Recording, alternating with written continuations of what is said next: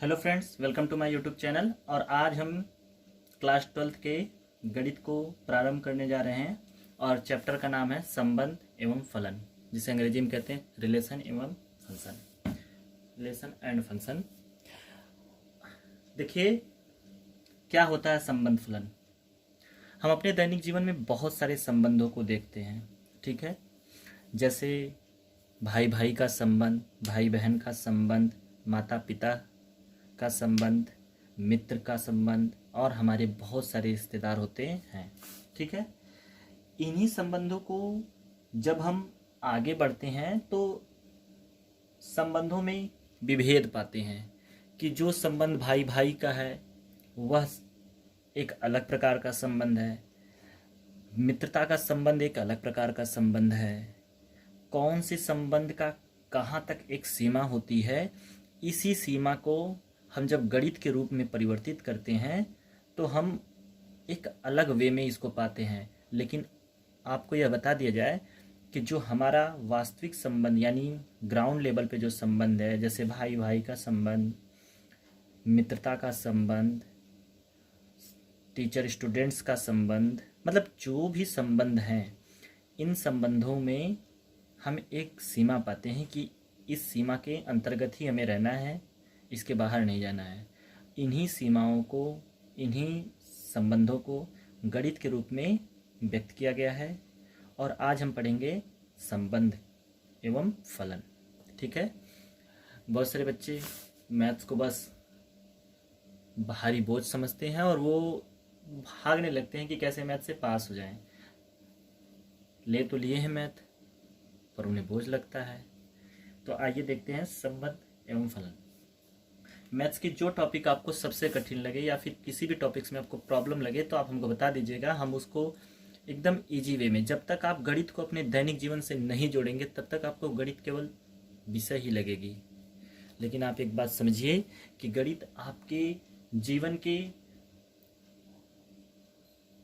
विभिन्न भागों में पाए जाते हैं। आप प्रतिदिन गणित से परिचित होते हैं, आपके जीवन के हर मोड़ पे गणित आती है। आपके समस्याओं का समाधान भी गणित के जरिए ही होता है, ठीक है। एक फेमस सेंटेंस है, मैथमेटिक्स इज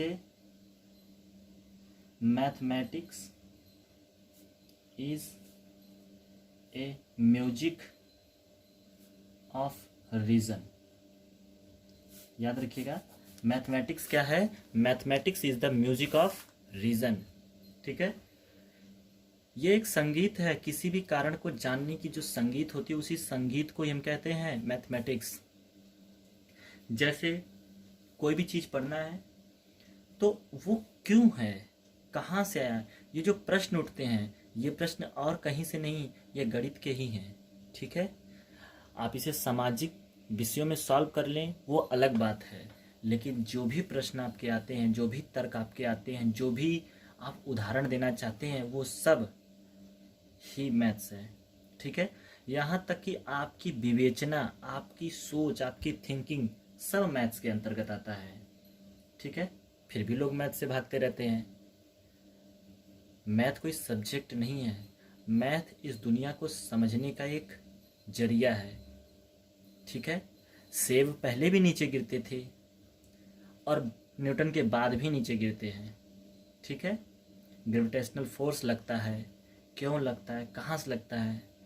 मैथ सॉल्व करना कोई प्रॉब्लम्स नहीं है, समझना, इसे जानो, क्योंकि मैथ आपके परिबद्ध है, आप मैथ से घिरे हुए हैं, भाग नहीं सकते हैं।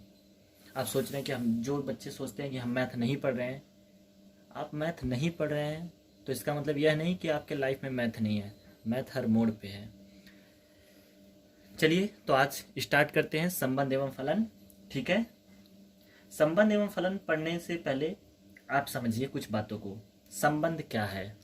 संबंध मानी होता है किसी एक व्यक्ति से दूसरे व्यक्ति के प्रति लगाव या जान पहचान ही संबंध कहलाता है।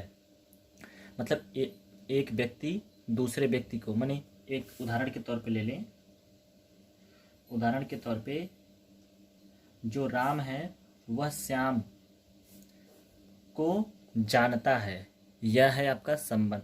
संबंध और फलन दोनों की परिभाषाएं मैं अभी बता दे रहा हूँ, आगे चल के मैं क्रम वाइज इसको बताते चलूँगा। फिर फलन कितने प्रकार के होते हैं, संबंध क्या है, संबंध कहाँ लागू होते हैं, कहाँ संबंध नहीं लागू होंगे, ये सब चीज़ें बाद में चर्चा होंगी।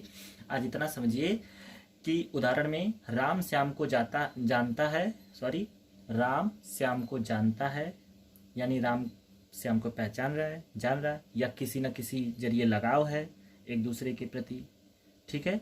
तो इसी को कहते हैं संबंध। अगर राम श्याम को जानता है या राम श्याम से जुड़ा है या कोई ना कोई लगाव है, इसी लगाव को हम कहते हैं संबंध। जरूरी नहीं है कि लगाव में एक दूसरे का इनविटेशन कार्ड एक्सेप्ट किया जाए या भेजा जाए, बुलावा जाए, खिलाया पिलाया जाए, जरूरी यह नहीं है। संबंध का मतलब यह नहीं कि हर प्रोग्राम में आपके वो निमंत्रण में आए, नहीं। पहचान है, जान पहचान है, जानते हो, तो उसको भी हम संबंध के अंतर्गत ही रखते हैं, ठीक है।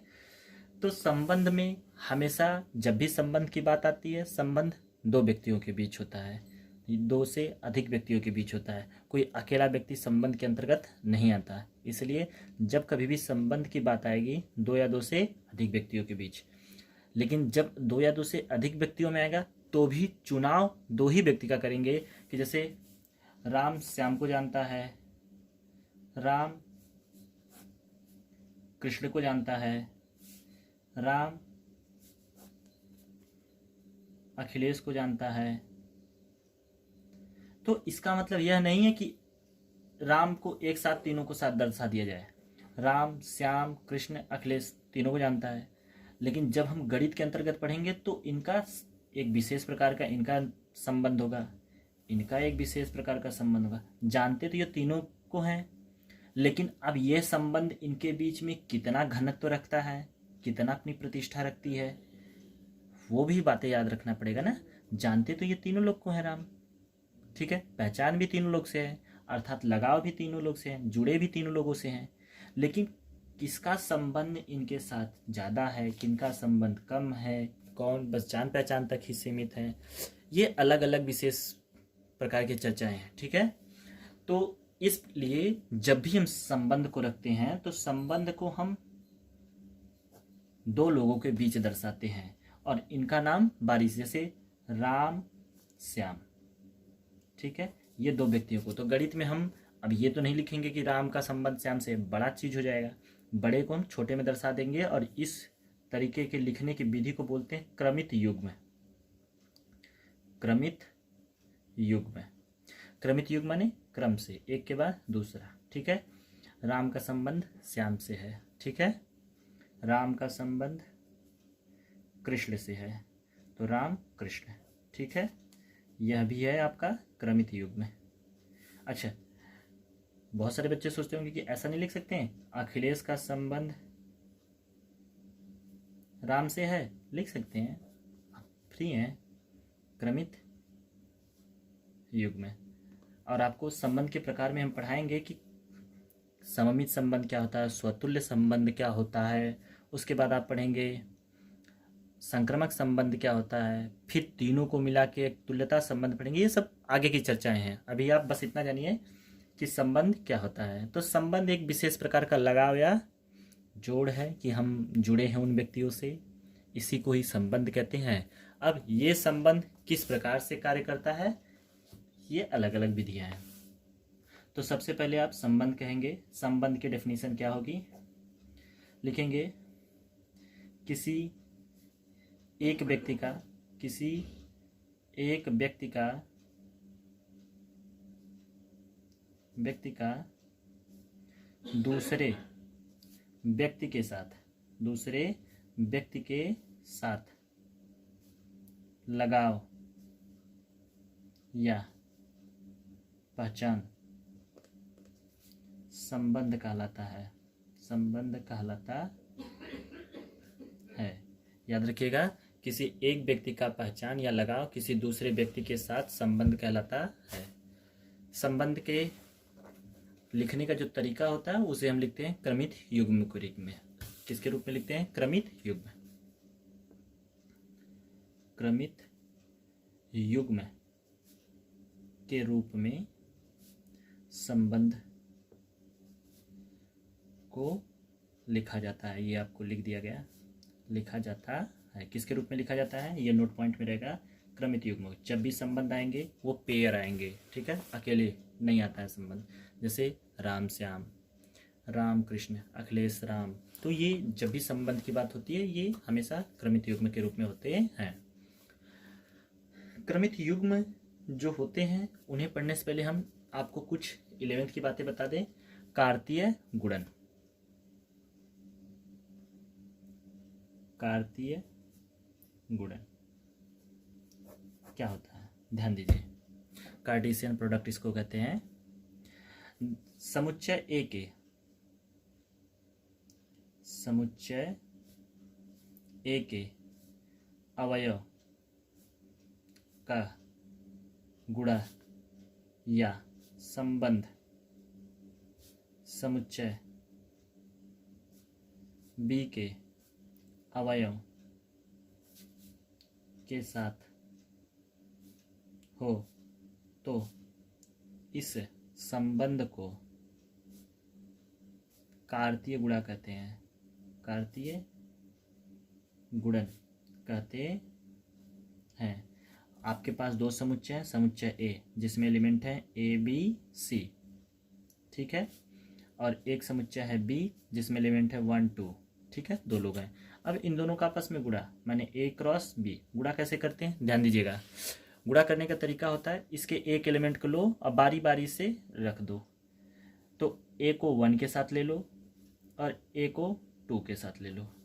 फिर इसके दूसरे एलिमेंट को लो बी, बी को 1 के साथ, बी को 2 के साथ, कामा लगा दीजिएगा। उसके बाद सी को ले लो, सी को 1 के साथ ले लो और सी को 2 के साथ ले लो। तो इस प्रकार जो समुच्चय बनता है इसी समुच्चय को हम कहते हैं कार्तीय गुणन। ए क्रॉस बी, इस प्रकार बने समुच्चय को कार्तीय गुणन कहते हैं। देखिए आपको कह दिया जाए एक तरीके से होमवर्क के तौर पे ले लीजिए। मैंने ए क्रॉस बी निकाला है, आपको बी क्रॉस ए निकालना है, ठीक है। ये आपका होमवर्क है कि आप हम ए क्रॉस बी निकाल के आपको दिखाएं। आप इसी का उल्टा करेंगे और फिर बताएंगे। नोट पॉइंट में आपका होमवर्क है कि क्या A cross B is equal to B cross A, क्या यह सही है? इज राइट, ठीक है, और रॉन्ग, ठीक है। तो आज आपने पढ़ा कार्तीय गुणन और संबंध, ठीक है।